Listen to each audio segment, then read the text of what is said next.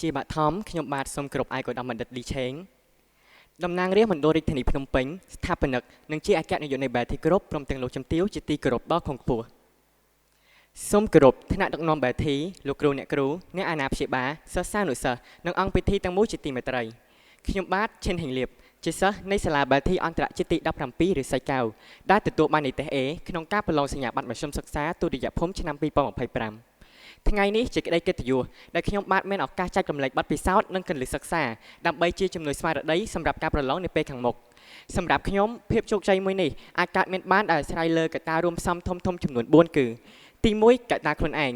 អ្នកដែលត្រូវចេញប្រយុទ្ធក្នុងសមរភូមិទឹកបិចនៅថ្ងៃខាងមុខគឺជារូបយើងខ្លួនឯងផ្ទាល់ដូច្នេះការដុសខាត់សមត្ថភាពនិងត្រៀមខ្លួនឲ្យបានរួចរាល់ពិតជាមានសារៈសំខាន់ដើម្បីទទួលបានជោគជ័យផ្អែកលើបទពិសោធន៍ផ្ទាល់ខ្លួនរបស់ខ្ញុំរឿងដែលគួរគិតគូរដំបូងនោះគឺការស្គាល់ពីខ្លួនឯងការស្គាល់ពីខ្លួនឯងស្ដាប់ទៅខ្លីប៉ុន្តែបង្កប់អត្ថន័យច្រើនយ៉ាងត្រង់ចំណុចនេះខ្ញុំចង់សង្កត់ធ្ងន់ទៅលើការស្វែងរកទេពកោសល្យនិងសមត្ថភាពពិតរបស់ខ្លួនថាតើខ្លួនឯងពូកែនិងខ្សោយទៅលើមុខវិជ្ជាអ្វីរៀនឆាប់បាននៅពេលណាចូលចិត្តរៀនម្នាក់ឯងឬរៀនជាក្រុមដើម្បីជ្រើសរើសថ្នាក់និងវិធីសាស្ត្រសិក្សាឲ្យបានសមស្របជំហានបន្ទាប់គឺការកំណត់គោលដៅឲ្យបានខ្ពស់និងច្បាស់លាស់ព្រោះនេះគឺជាបុព្វហេតុដ៏ធំមួយដែលនឹងជំរុញទឹកចិត្តរបស់យើង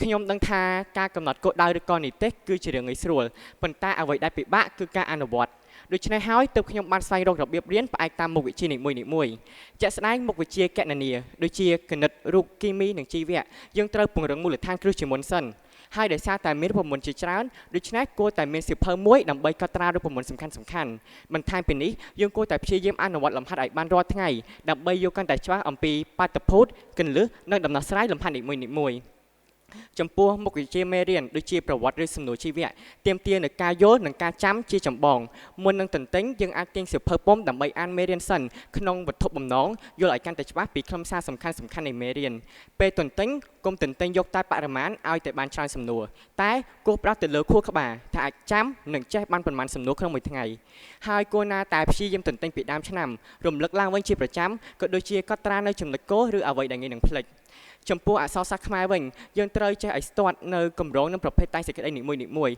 ជាពិសេសគឺការចេះនៅអក្សរសិល្ប៍គ្រប់ប្រភេទនិងគ្រប់ចលនាហើយសល់យ៉ាងហោចណាស់3ខែគួរតែវឹកហាត់សរសេរតែសេចក្តីឲ្យបាន2យ៉ាងតិចក្នុងមួយសប្តាហ៍ដើម្បីបង្កើនគុណភាពសំណេរទាំងផ្នែកអត្ថន័យវេយ្យាករណ៍រចនាបថល្បឿននិងការលេីលុកពេលវេលារីឯភាសាបរទេសវិញក៏គុំប្រឡែងដូចគ្នាព្រោះពិន្ទុថែមពីមុខវិជ្ជានេះអាចជួយឲ្យលទ្ធផលរបស់យើងកាន់តែល្អប្រសើរនិងអាចជាខែលការពារនៅពេលដែលយើងភ្លាំងភ្លាត់ត្រង់ចំណុចណាមួយនៅពេលប្រឡងជាក់ស្ដែងដូច្នេះហើយគួរណាតែព្យាយាមសិក្សាស្វែងយល់ពីវេយ្យាករណ៍ដែលឧស្សាហ៍ចេញនិងរៀនពាក្យថ្មីៗបន្ថែមផងដែរចុងក្រោយគឺការទាញយកវិញ្ញាសាឆ្នាំចាស់ៗមកធ្វើឡើងវិញដើម្បីដឹងពីកម្រិតនិងស្តង់ដារនៃវិញ្ញាសាក៏ដូចជាការវាស់ស្ទង់សមត្ថភាពរបស់ខ្លួ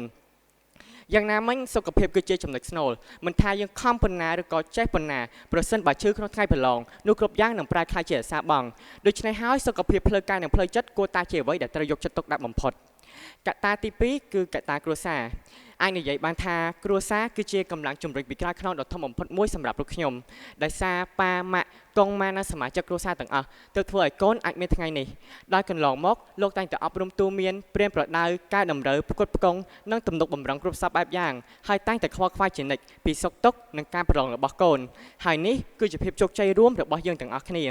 ាជាក្នុងឱកាសនេះខ្ញុំបាទក៏សូមថ្លែងអំណរគុណចំពោះគុណូបការៈយ៉ាងធំធេងរបស់អ្នកមានគុណទាំងទ្វេដែលតែងតែធ្វើជាស្ពានចម្លងនិងជារបងការពារក៏ដូចជាសមាជិកគ្រួសារទាំងអស់សម្រាប់សេចក្តីជឿជាក់ការអបអរនិងប្រសាសន៍ល្អៗនាពេលកន្លងមកហើយកូនសង្ឃឹមថានិទ្ទេស A ជាលើកដំបូងមួយនេះគឺជាកាដូដ៏ពិសេសពីកូនជូនចំពោះក្រុមគ្រួសារយើ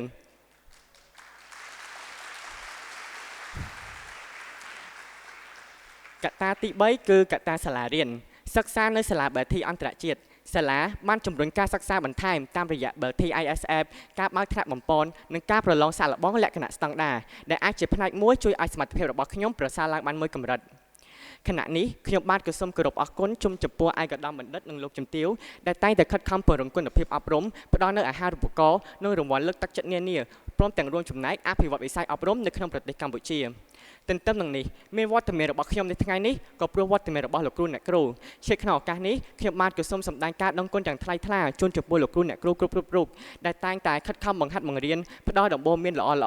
ប្រឹក្សាផ្ដល់កម្លាំងចិត្តឲ្យសិស្សក្រោកឈរបន្តដំណើរនិងចង្អុលបង្ហាញផ្លូវរហូតសម្រេចបានគោលដៅមួយនេះកត្តាដ៏សំខាន់ចុងក្រោយនោះគឺកត្តាសង្គម ស្ថិតនៅក្នុងស្ថានភាពដ៏តានតឹងនៃចំនួនព្រំដែនបានបង្កជាស្នាមរបួសយ៉ាងធ្ងន់ធ្ងរនៅក្នុងបេះដូងប្រជាជនខ្មែរគ្រប់រូបយ៉ាងណាមិញការប៉ះទង្គិចមួយនេះបានបង្កឲ្យសិស្សានុសិស្សក៏ដូចជាប្រជាជនខ្មែរទាំងអស់យកវាជាមេរៀនដើម្បីខិតខំប្រឹងប្រែងតស៊ូក៏ដូចជាធ្វើជាចំហការពារកម្ពុជាពីសត្រូវឈានពានក្នុងខណៈនេះខ្ញុំបាទក៏សូមគោរពថ្លែងអំណរគុណជូនចំពោះសម្ដេចអគ្គមហាសេនាបតីតេជោហ៊ុនសែននិងសម្ដេចមហាបវរធិបតីហ៊ុនម៉ាណែតដែលបានដាក់ចេញនូវយុទ្ធសាស្ត្រក៏ដូចជាវិធីសាស្ត្រនានាដែលពំនាំកម្ពុជាទៅកាន់កិច្ចព្រមព្រៀងសន្តិភាពស្របតាមច្បាប់អន្តរជាតិជាពិសេសក៏សូមគោរពដឹងគុណជូនចំពោះវីរភាពដ៏អង្អាចក្លាហាននិងពលិកម្មយ៉ាងធំធេងរបស់វីរៈកងទ័ពជួរមុខទាំងអស់ដែលបានលះបង់សាច់ស្រស់ឈាមស្រស់លះបង់ដើម្បីបុព្វហេតុជាតិអធិបតេយ្យភាពនិងបូរណភាពទឹកដីកម្ពុជាជារួមមកវិញកត្តាទាំង4ខាងលើពិតជាបានដើរតួនាទីយ៉ាងធំធេងដែលជំរុញឲ្យខ្ញុំសម្រេចបានលទ្ធផលដ៏កប់ប្រសើរមួយនេះជូនចំពោះបេក្ខជនដែលនឹងត្រូវប្រឡងនៅពេលខាងមុខនៅលើផ្លូវមួយនេះនឹងមិនរលូនរហូតទេឧបសគ្គនានាការប៉ះទង្គិចផ្លូវចិត្តនិងសម្ពាធពីមជ្ឈដ្ឋានជុំវិញរមែងតែកើតមានប៉ុន្តែសូមកុំឲ្យបញ្ហាទាំងនោះមករួមរិទ្ធយើងឲ្យសោះ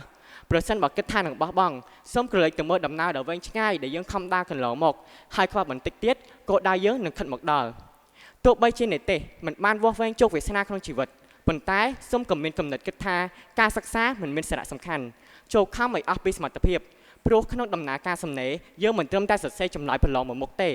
តែនេះជាការសរសេរប្រវត្តិសាស្ត្រថ្មីមួយសម្រាប់ខ្លួនឯងក្នុងនាមជាអ្នកសិក្សា